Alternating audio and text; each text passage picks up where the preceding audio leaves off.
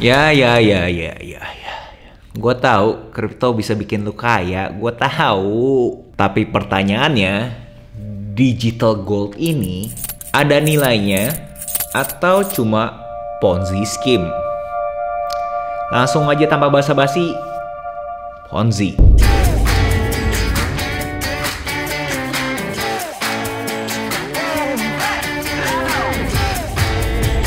Hai warga kreatif, buat kalian mau kenal, salam kenal dulu. Nama gue Agus Halim, dimana di channel ini gue selalu ngomongin sudut pandang kreatifnya gue. Mau itu kreatif kripto, mau itu kreatif baca buku, mau itu kreatif NFT.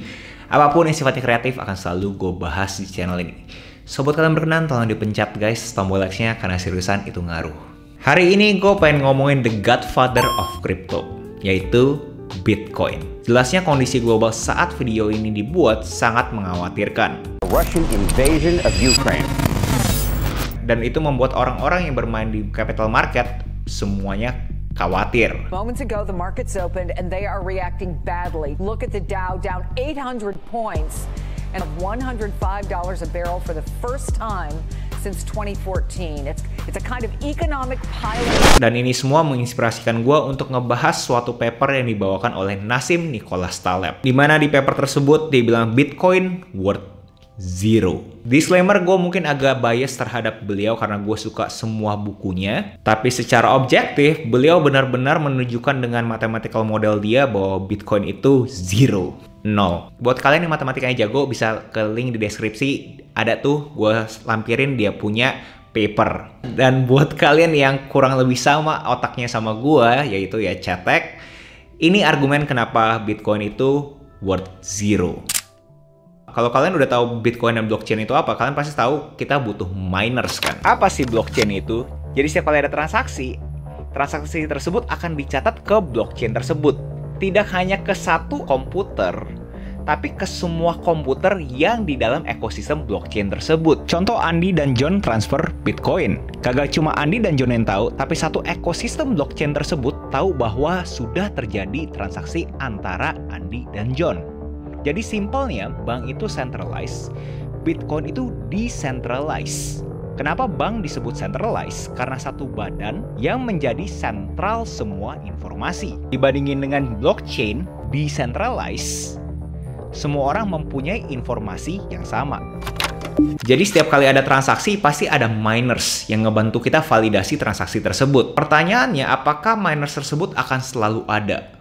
Apakah mungkin miners tersebut sudah males lagi dan nggak mau ngemain lagi, nggak mau ngebantu validasi transaksi lagi? Jadi poinnya si Nassim di sini adalah kalau misalkan Bitcoin itu kayak bener butuh maintenance. Di-compare secara kontras dengan gold, emas itu kagak butuh maintenance. Jadi argumen bahwa ini digital gold menurut dia kagak valid. Bitcoin itu tidak memberikan kita apapun kan. Dia kagak kasih kita suatu dividen, tidak ada yield. Bahkan dia bilang Bitcoin kagak ada artistic value-nya.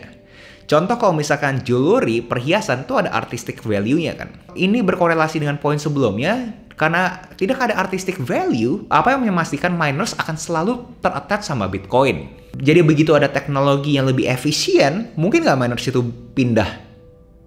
Ya, di-argue mungkin. If any no dividend yielding assets has the tiniest probability of hitting an absorbing barrier, then its present value must be zero. Terus orang-orang pada bilang Bitcoin itu the future currency kan. Pertama, namanya currency harusnya stabil, sedangkan Bitcoin itu ya sangat fluktuatif. Kedua, orang tuh masih beli berdasarkan dollar value-nya. Dan barang-barang pada umumnya masih di-appraise berdasarkan fiat. Jadi harga sesuatu produk yang di Bitcoin kan itu masih ngehubungin dengan fiatnya tuh berapa sih? So it's a shitty currency then.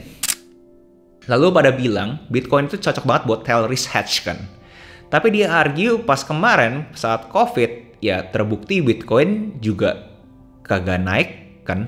Harusnya kalau misalkan itu tail risk hedge, kalian nge-hedge, harusnya itu eksponensial kan. Tapi ya terbukti orang-orang ya panik juga. Bro, jaga mulut lu bro. Lu siapa berani ngomong kayak gini? Gue bukan siapa-siapa. Gue cuma kasih tahu informasi yang ada di Nassim Nicholas Taleb punya paper. Jangan ngevat lu. Gue kagak ngevat guys. Gue memberikan informasi yang menurut gue kreatif, yang menurut gue kontras untuk kalian konsumsi. Kalau misalnya kalian kagak mau konsumsi juga kagak apa-apa guys. Karena ya sekali lagi disclaimer, gue juga bukan financial advisor. Jadi kalau misalnya gue rekap poinnya si Nassim Nicholas Taleb secara simple, poinnya Bitcoin apa sih? Currency. Bukan, karena volatile banget kan. Lalu berarti ini security, berarti butuh divaluasi. Tapi valuasinya berbasiskan apa? Karena dia tidak memproduksi yield buat kita. Jadi nilai Bitcoin itu datang dari orang yang mau beli berikutnya. Yang ngomong simpelnya, Ponzi. Characteristics of an open Ponzi, in other words, everybody knows it's a Ponzi. Basically, there's no connection between inflation and Bitcoin. None. I mean, you can have hyperinflation and Bitcoin going to zero. There's no link between them. It's incompatible with the original aim to replace the dollar. You don't replace a currency with something that's so volatile. Gua tahu Nassim Nicholas Taleb itu orangnya agak ekstrem. Di Twitter pun dia suka ngata-ngatain orang-orang yang ternama. Padahal itu orang-orang akademinya bagus tuh. Mau itu Steven Pinker, Yuval Noah Harari, Adam Grant, semua juga dia katain kalau misalkan dia berasa bahwa orang tersebut salah. So, apakah dia punya view terhadap Bitcoin juga ekstrim? Gue juga kagak tahu. Tapi terlihat dari dia punya mathematical model, terlihat sih sangat convincing ya. Buat kalian yang jago matematika, mungkin kalian bisa komentar di bawah apakah itu make sense atau kagak make sense. Atau mungkin kalian bisa share ini ke teman kalian atau ke orang lain yang jago matematikanya. Bro, kok gue jadi PR bro? Ini kan videonya lu harus jelasin ke kita. Lu bilang, gue bukan siapa-siapa, biar gue kering. Ya tetep aja bro, lu harus komentarin dong. Ini kan video lu. Jangan cuma bacain berita, semua orang mah bisa baca berita. Oke, buat kalian yang pengen tahu gue punya komentar, gue akan komentar sebagai kreator. Kalau misalnya sebagai kreator, menurut gue namanya Web3 ini sangat membuka gue punya mata lebih lebar lagi. Kayak seakan-akan ada jalur monetisasi yang dulu kagak ada, sekarang ada dan bisa ngebantu gue punya finansial.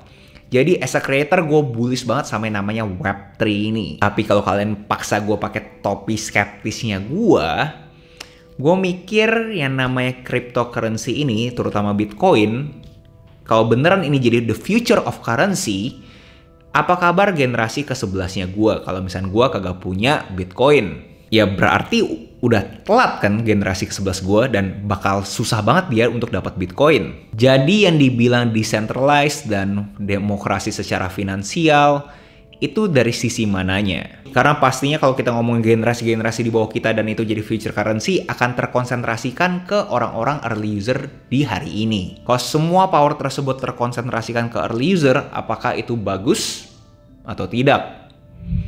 Itu pertanyaannya. Dan apakah itu tidak terjadi di fiat currency? Gue tahu video hari ini agak gloomy daripada biasanya. Tapi gue pengen seobjektif mungkin ngebawain video ini. Karena gue tahu banyak dari kalian di kolom komentar juga nge-share kalian punya keresahan terhadap dunia kripto-kripto ini. Itu aja nextnya kalian mau gue ngebawain video essay tentang apa, tinggal komen aja di bawah. Jangan lupa like, comment, subscribe, nyalain notifnya, share ke teman kalian, and I'll see you in next video. Salam kreatif.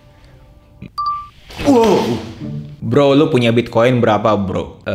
Kenapa lu harus tanya itu ya? Gue yakin pasti ada hubungannya sama lu punya Bitcoin berapa. Ada yang kagak bener nih. Kan gue udah bilang, ini kan gue ngebawain secara objektif kan. Gue kagak percaya, bro. Ini pasti ada agenda lu nih, gue yakin. Kagak, bro. Gue beneran ini ngebawain Nassim Nicholas Taleb punya paper. Gue kagak punya agenda apapun. Gue nggak percaya.